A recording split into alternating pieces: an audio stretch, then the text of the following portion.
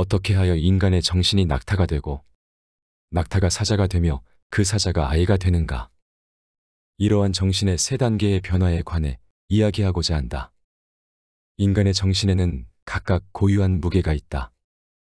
그래서 강인한 정신일수록 더욱 무거운 법이다.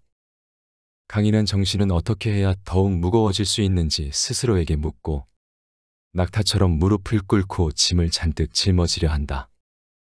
가장 무거운 정신은 자신의 오만을 억누르기 위해 머리를 숙인다. 자신의 지혜를 비웃기 위해 스스로 바보인 척하는 것이다. 빈약한 인식의 도토리와 풀잎을 먹고 자라나는 진리를 위해 영혼이 굶주림을 참는 것이다. 또한 병들었을 때 위로하러 온 이들을 돌려보내고 자신이 원하는 말을 전혀 해줄 수 없는 벙어리와 우정을 맺는 것이다. 진리에 샘이 있음에도 불구하고 더러운 연못에 들어가 싸늘한 개구리와 뜨거운 두꺼비를 몰아내는 것이다. 나를 경멸하는 자들을 사랑하고 나를 위협하는 유령과 악수하는 것이다. 강인한 정신은 이처럼 가장 어려운 것들을 스스로 짊어진다. 그리하여 짐을 짊어지고 사막을 달려가는 낙타처럼 자신의 사막으로 달려간다. 그러나 두 번째 사막에 이르면 낙타는 사자가 된다. 정신은 무거움에서 벗어나 자유를 갈구하며 자신이 선택한 사막의 지배자가 되려고 한다. 그러나 거대한 용이 나타나 천년 묵은 가치들을 온몸의 비늘 위에서 번쩍거리면서 너는 마땅히 이 가치들을 지켜야 한다고 소리친다. 인간의 정신은 무엇 때문에 용과 대적하며 자유를 갈구하는 사자가 되려고 하는 것일까? 참을성 있고 고분고분한 낙타가 왜 못마땅해지는 것일까? 새로운 가치를 창조하는 것은 자유로운 사자일지라도 불가능하다.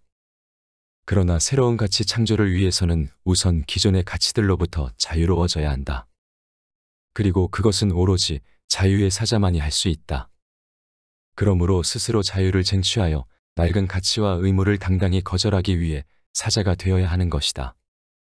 강하고 자유로운 정신만이 새로운 가치에 대한 권리를 쟁취할 수 있다.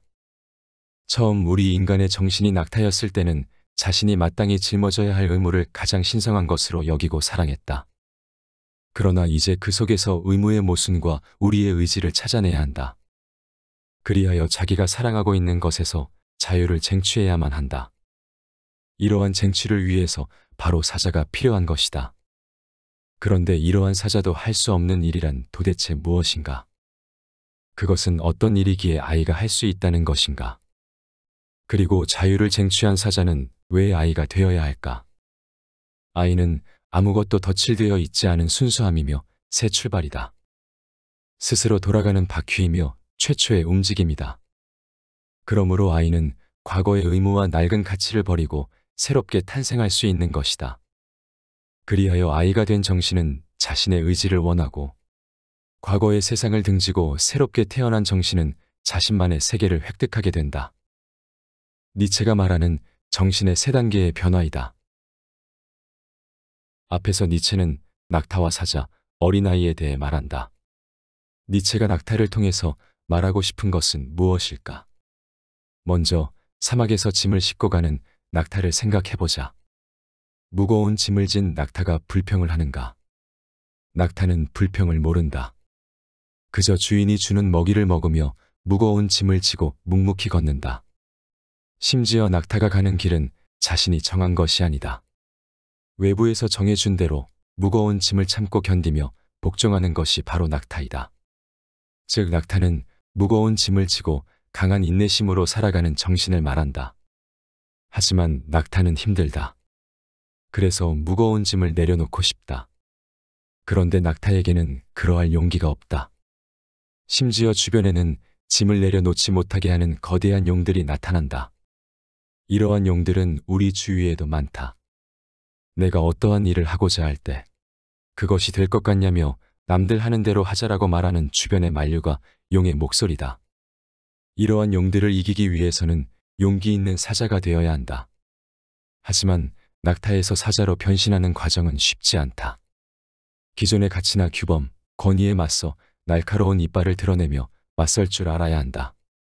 하지만 사자는 자신의 이상을 위해 싸우는 것이 아니다. 그저 기존 질서에 대한 반항에 불과하다. 아무리 용기 있는 사자여도 자신만의 새로운 가치를 창조할 순 없다. 그래서 니체는 어린아이가 되라고 말한다. 아이는 순진무구함이며 망각이고 새로운 출발과 놀이, 스스로 도는 수레바퀴, 최초의 움직임이며 성스러운 긍정이 아닌가. 아이는 순진무구하다. 아이는 어떠한 가치나 규범에 얽매이지 않는다. 하고 싶은 것이 있으면 그냥 한다. 아이의 삶에는 의무도 없고 도덕도 없고 오로지 놀이만 있다. 게다가 그 놀이에는 규칙이 없다. 아이들은 스스로 규칙을 만든다. 아이들은 자기 욕망에 충실하며 자신만의 가치를 만들며 살아간다. 아이에게 삶은 놀이다. 이는 니체가 말한 위버맨시와 가깝다.